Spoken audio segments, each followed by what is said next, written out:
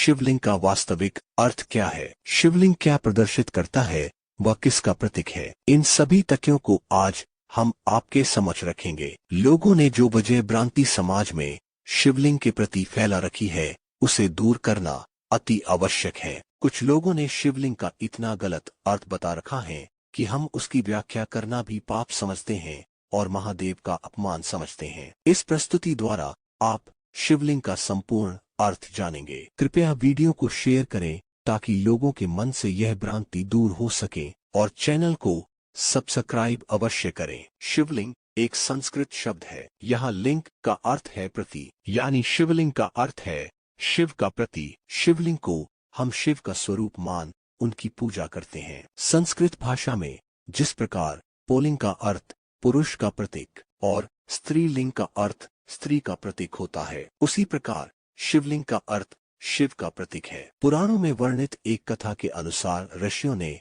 सूत जी से प्रश्न किया कि सभी देवताओं की पूजा मूर्ति स्वरूप में होती है, लिंग में नहीं, परंतु भगवान शिव की पूजा लिंग और मूर्ति स्वरूप दोनों में क्यों की जाती है। फिर सूत जी ने बड़े विनम्र भाव से कहा, आपका यह प्रश्न बहुत अद्भुत और पवित्र है। एकमात्र भगवान शिव ही ब्रह्म रूप होने के कारण निराकार कहलाते हैं। रूपवान होने के कारण उन्हें साकार भी कहा जाता है और इसलिए वे साकार और निराकार दोनों है। शिवलिंग शिव जी के निराकार स्वरूप का प्रतीक है। इसी तरह भगवान शिव का मूर्ति स्वरूप ही उनके साकार स्वरूप का प्रतीक है। साकार और निराकार रूप होने से ही वे ब्रह्म शब्द से कहे जाने वाले परमात्मा है। यही कारण है कि सब लोग लिंग को निराकार और मूर्ति को साकार दोनों ही रूपों में पूजते हैं। महादेव से भिन्न दूसरे देवता साक्षात ब्रह्म नहीं है, इसलिए कहीं भी उनके लिए निराकार लिंग उपलब्ध नहीं होता। शिवलिंग एक ऐसी आकृति है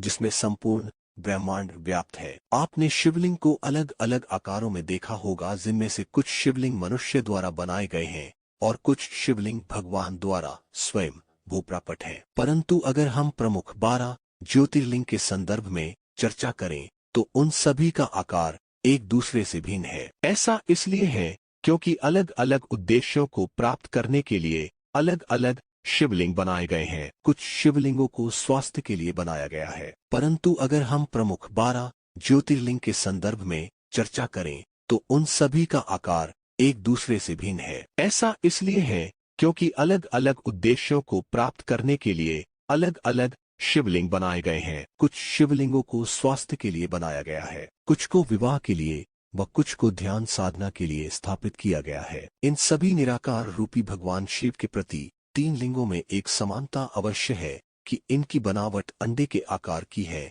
जो वस्तुतः ब्रह्मांड की आकृति भी है। शिवलिंग स्त्री या पुरुष का प्रतीक न होकर संपूर्ण ब्रह्मांड के शून्य निराकार का प्रतीक है। इन्हें किसी एक शैली में बांधकर नहीं रखा जा सकता, क्योंकि यह स्वयं एक श्रेणी है, एक प्रतीक है। अगर आप वैज्ञानिकों द्वारा लिए गए अंतरिक्ष के चित्र को देखते हैं तो आप पाएंगे ब्रह्मांड की समस्त ऊर्जा शिवलिंग में समाहित है। वास्तव में शिवलिंग हमारे ब्रह्मांड की ही आकृति है। शिवलिंग के साथ कर्मकांड इसलिए किए जाते हैं ताकि शिवलिंग में अधिक से अधिक ऊर्जा को समाहित किया जा सके।